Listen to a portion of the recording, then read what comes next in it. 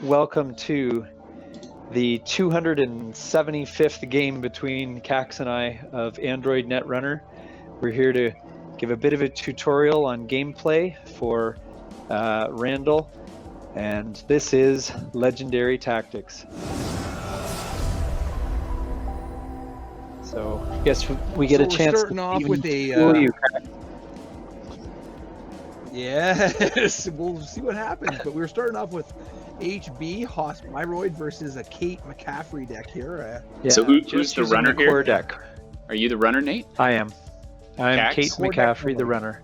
Cax, you got to lock your information down hard.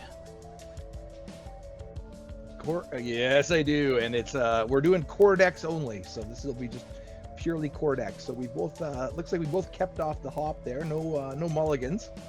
Yeah. So what's the special power that Kate has? So Kate pays one less credit for the first programmer hardware that she installs in a turn. Oh, so she's an economy So player? yeah, exactly. Okay. She can install one card per turn, super cheap. And Haas-Bioroid, what do they do for you, Cax? So all my Bioroid ice, if there's ice that has Bioroid on it, then I will get a +1 strength. What does Bioroid ice mean? So on every piece of ice that goes up in front of my servers, if there is a card that if it includes the Bioroid function, then I'll get a +1 strength to that. Bioroid ice, typically you can, as a runner, you can get through it on clicks. So you don't necessarily need an icebreaker. You can click through, and so you can break the subroutines just with clicks. So usually, as a runner, you want to run early on in the turn, because that generally means you can, if you get surprised by something nasty, then you can at least, click through it and survive or whatever. Now I'm going to use sure gambles. I'm going to pay 5 to get 9. An easy mark. Let's get some money up here. $12. That's pretty good. So Cax has a couple of pieces of ice installed but not active, correct? Yeah, it's not. They're not rezzed yet. So. Okay. Well, now this one is. Oh, all right. So Adonis Campaign is when you res that, it just gives a steady stream of income. Now I have corrode. So there's 3 types of ice. There's sentry, barrier, and code gate, and they all kind of have different features. Sentries are the ones that do damage to you. Barriers just block you most times. And that's the only one you can get through at this point, is the barrier? Yes, but he has Bioroid ice, which means a lot of times I can get through with clicks. So we'll see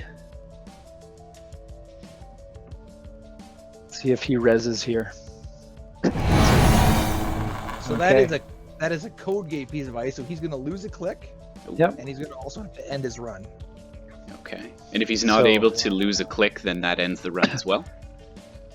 Yeah. If you don't have a click to lose, then it doesn't matter. But the good news is he went broke, basically,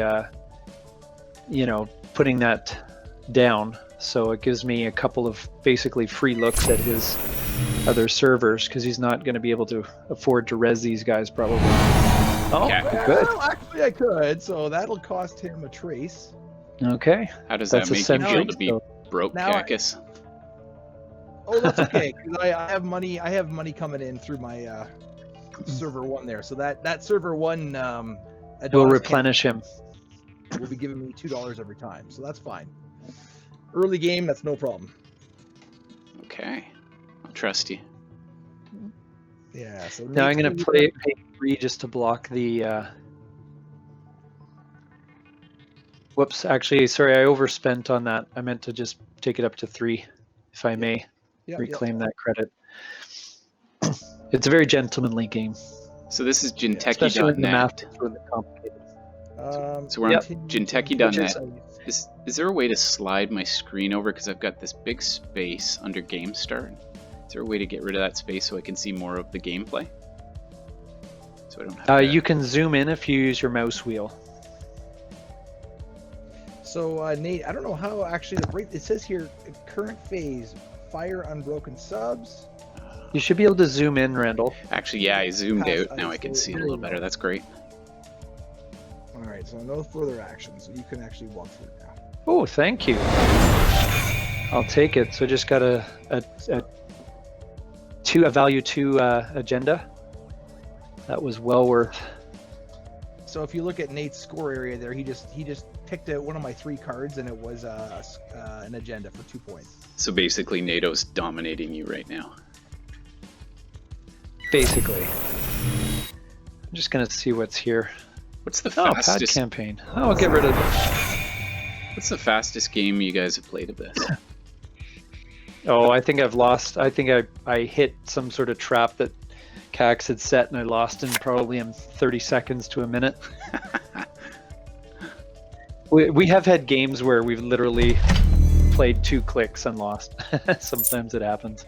Oh yeah, it can go very fast. All right, I need a code gate breaker here. Diesel's very good.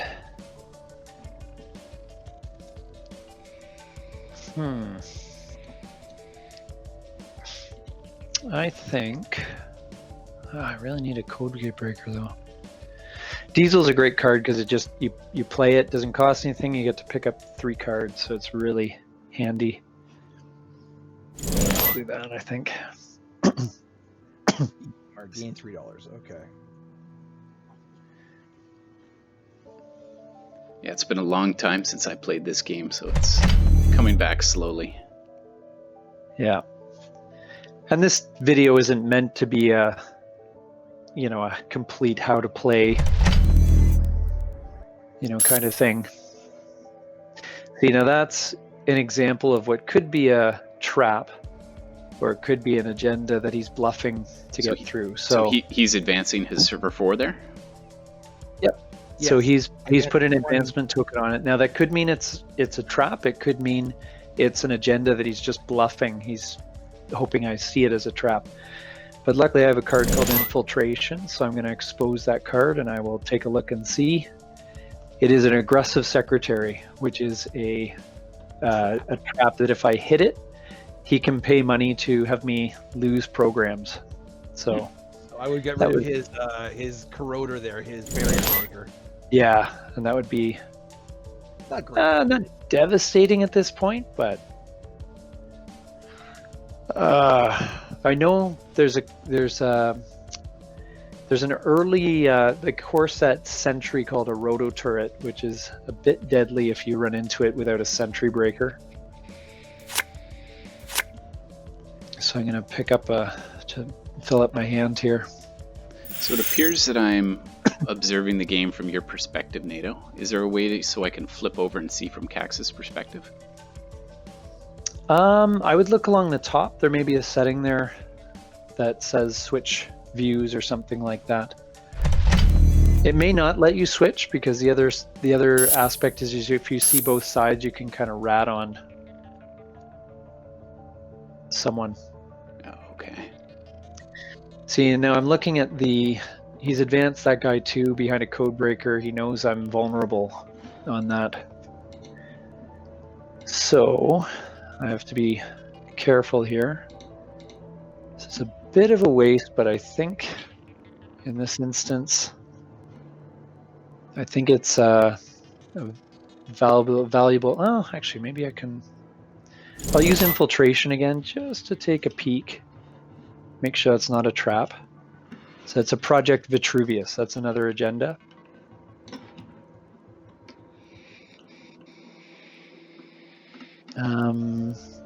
I need to... Oh no, I should be okay here, I think. So I'm going to install Femme Fatale. I'm going to put Femme Fatale has this special feature where you choose an installed piece of ice, and then when you are encountering that ice, you only have to pay 1 credit per subroutine, and you're in. Perfect. So you want to get that on a big piece of ice then? I'm going to use my That's a sentry Femme breaker. Fatale to bypass it, and I'm going to take that. Even though that one's a code gate, you can use a sentry breaker to get through? Yeah, well, Femme Fatale gives you that token, and you can put it on any type of ice and break through. Oh, I It's just see. kind of It's an exception, the little blue F there. you know. Yeah. Gotcha. It's a very expensive one, so he does have $4. He has 4 points though, so that's pretty good. Yeah, I'm in pretty good shape so far. But money is a bit of an issue at this stage. So Cax plays green level clearance, gives him, it costs him 1, but he gets $3 back and draws a card, so that's a good option there. He's still getting credits fed to him by his Adonis campaigns. What advantages would you say this deck builder has over Magic? I think it was made by the same fellow. Was it Garfield who made both? Andrew Garfield? Yep. What makes this a better game than a lot that of people say that the real advantage to Netrunner over Magic is what they call a win more game, which means once things begin to go one person's way, the momentum begins to build, and it's very, very tough to stop. Seems like you can buy your victory in Magic by buying bigger and better cards. And you can buy, and you can get very good cards. That you can certainly get a deck that's absolutely superior, but in Netrunner, everyone has access to the same card pool, so the only advantage is in the skill of building the deck, the skill of play, and a bit of luck. But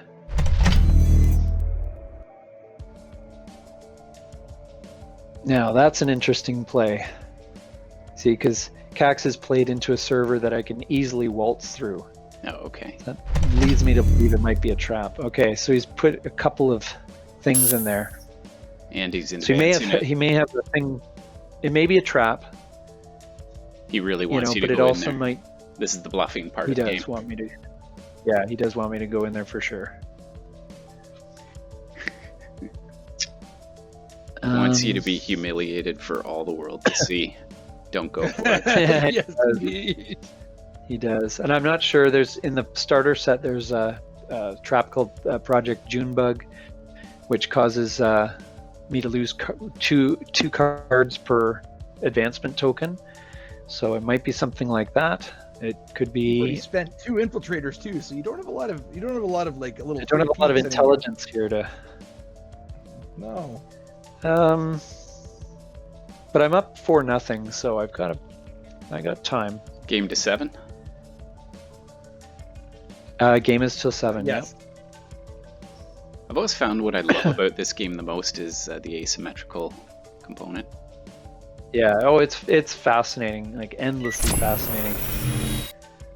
It just seems really elegant that you're doing 2 completely different games in one.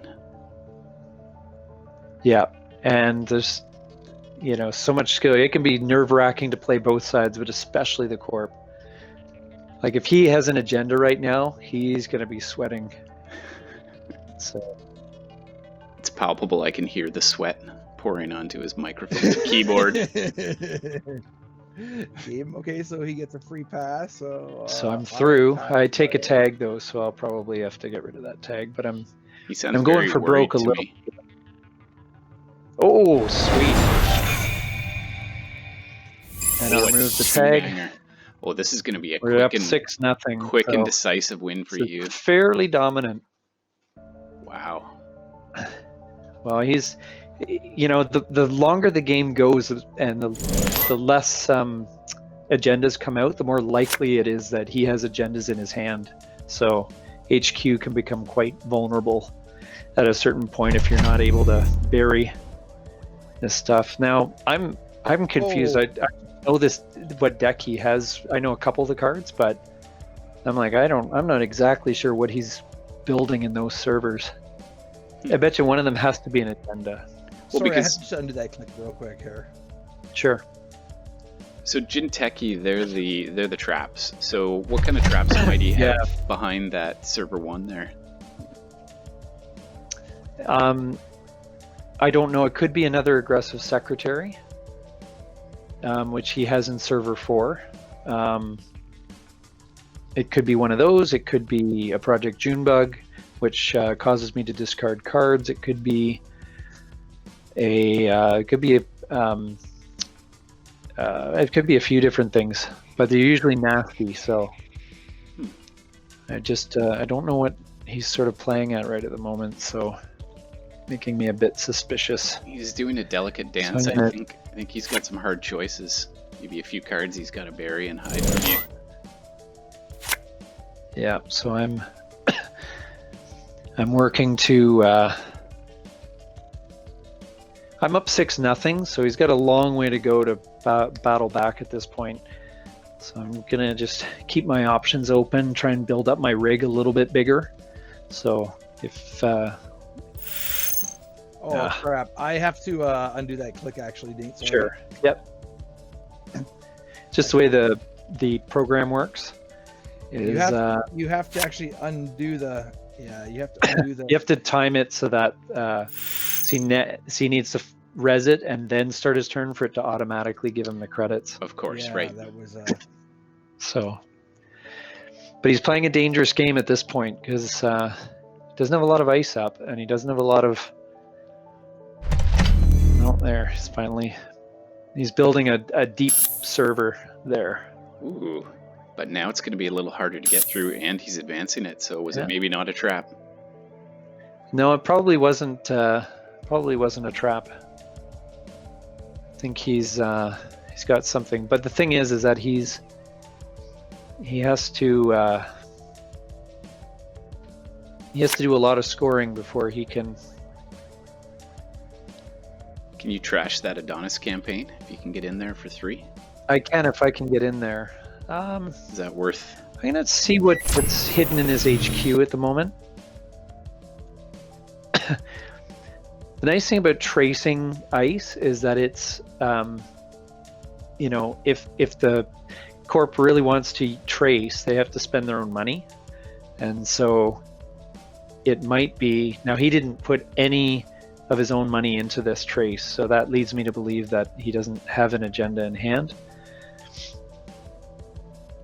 Because he's letting me through too easily. But if you can burn through some money on the corpse part, they're great. It's great ice because you can sometimes make a runner hit the subroutines, but it can be more costly than usual ice because you have to pay for it every single time. There we go. Game. All right. That was embarrassing. We got to rematch that game. No, we don't. that looked pretty good to me. That was very dominant. That sucked. That looked really good. Are you always this good, Nato? Oh yeah. Always. I want a rematch. Cactus, what did you do wrong? Yeah, let's just play here. All right, well, I didn't get a lot of ice. I should have probably put that. I had an Enigma that I put in front of my server 1. I was hoping Nate would run on that one, and then he would have lost a click. And that was a second Enigma, in other words, right? Yes. Can you res it now? Can you reveal server 1? I want to see what was under there. So there's Enigma. Two Enigmas. So what I had here was I have to advance it actually, but that's fine. Oh, I can't. I can res this one. I can show you. I had the ash. The ash. So what that does is basically, if the person runs it, and I had a lot more money. Well, I did have more money than Nate.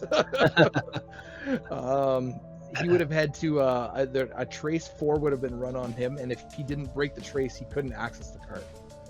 Yeah, so I would have had to access ash, and then I could trash that one, but that's the only thing I could have done. Right. So I would have had to run again so if you get a server built up where it literally costs the runner everything he has to get in, then ash means that's the only card he can access, and basically it locks that agenda, protects that agenda. Oh, that would have been a good scoring mechanism. Was that part of my problem in this game was that I had way too many agendas early, and a lot of my ice was buried, so I couldn't get a ton of ice out. I only had 5 pieces in total. Yeah, but you had an Enigma. You did all the Enigmas. I didn't have a code gate breaker, Nate, so that was. If you look, Nate, you got 4 agendas. I had 1 agenda in the server, and I had 2 more agendas in my hand. Oh yeah. So Okay. I had Ouch. 7 agendas that were shown. So that's a lot of mitigating to do. So That sounds like one bad major deck problem. management to me. Well, that's where Nate talked about luck earlier, and that's one area where luck kind of comes in, because I couldn't I couldn't juggle it all. Yeah, if you get it flooded with agendas, it kind of forces you into a position where you have to bluff, because you have no, you don't have a lot of other options. So you're hoping that you can put down a trap or two, put down an agenda, and hope that the opponent hits that trap. My hope was that Nate was going to try to actually disable my server 3, which was my Adonis. Yeah. And what ice did you have there? That was a Sentry ice, in Ichi 1.0. Oh, okay. So you could have clicked through it for 3. So that's what I was kind of hoping, that you'd run on that. Spend 3 clicks and end your turn. Yeah. Did you res that? Did you res that ice? I think I can. Just so. Yeah. Randall. So that Ichi 1.0 is actually quite strong. Ooh, trash a program. I said but you can click through it. So if you happen to run on your first click, then you're fine. You're not going to die, but it kind of ends your turn a bit early. Which faction is but if you hit it, which is the faction based on clicks? That's HP. This one here. This is HP. That is HP. Yeah, Oh, okay. Yeah. Which is the faction that's based on tracing, where they do all about the tracing and tagging? Jinteki. No. Jinteki is the traps. Net damage. No, it's not NEH. Is it the yellow one? The yellow faction. Oh, NB or NB. NBN. NBN. That's it. NBN. Yeah. It's been a while since we played. Yeah, NBN does traces. That's their, a lot of their ice does traces, and a lot of their effects require tags. I'm going to suggest, and Cax, then you have that you never ever play HB again. Maybe you should try NBN in the next game. Yeah, possibly. And then, so that's each corporation has its own flavor of agendas and its own flavor of ice. So that's why it makes it so endlessly fascinating. You got 3 runner types, 4 if you count Adam as a runner type, because he kind of he's a Bioroid and has kind of his own way of doing things. And you've got 4 corporation types to learn. So you have 7 different factions. They all play differently. That you can mix and match cards to some extent between factions. So it really is endlessly replayable. So I have to declare it now. Officially, NATO, you are the legendary tactician this game. If well played. Absolutely. I know Nate's gonna like. Nate's gonna like this How video. Many games Nate's gonna subscribe. How many games would you estimate you've played of this in your? When you said 200, I probably would have tripled that number. Well, I totally made up that number. I think it's more than that. Yeah, I think it's more than that, because I would say we're closer to 1,000, to be honest. But yeah, and you've played more than I have by far. You were playing a good 4, 5, 6 games a day at one point. Yeah, I was playing a lot. Yeah, I was playing a lot. I do love this game. This is a fun game. That's great. All right, well, until next time, this is Legendary Tactics. Like us, subscribe, and hopefully we'll get to see Cacus take down NATO, who is the current champ. Oh, brutal.